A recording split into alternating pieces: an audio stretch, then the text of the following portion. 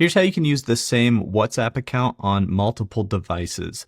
I'm going to show you two different phones here. So I've got one phone here that's logged into my WhatsApp on the left side. This is an iPhone. And then we've got the Android phone here on the right. And if I open up the WhatsApp app on the Android phone, since I'm logged in to the iPhone version, then in the lower right, I'm going to see settings. And if I tap on settings and scroll down a little bit, I'm going to see linked devices right there. And so when I tap on that, I can link a device, which would be a Windows computer, Mac computer, or another mobile device like an Android phone or even a different iPhone. So on the device that you are trying to connect as the second device, we need to go through the sign up process just enough to get to the screen where we enter our phone number.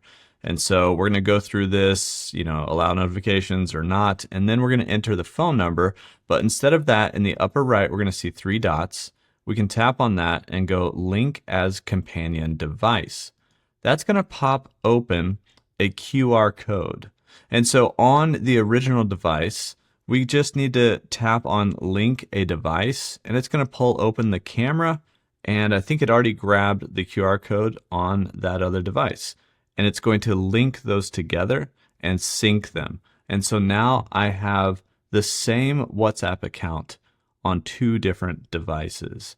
And on the left-hand side, you can see how I can now see my linked devices. I've got an Android phone. It's currently active. You can tap into that, probably remove that as a device. On the right-hand side, we have our WhatsApp, and this is the exact same WhatsApp. It'll sync all of the chats that you've had, and you'll have effectively the same account on two different devices instead of moving an account from device to device.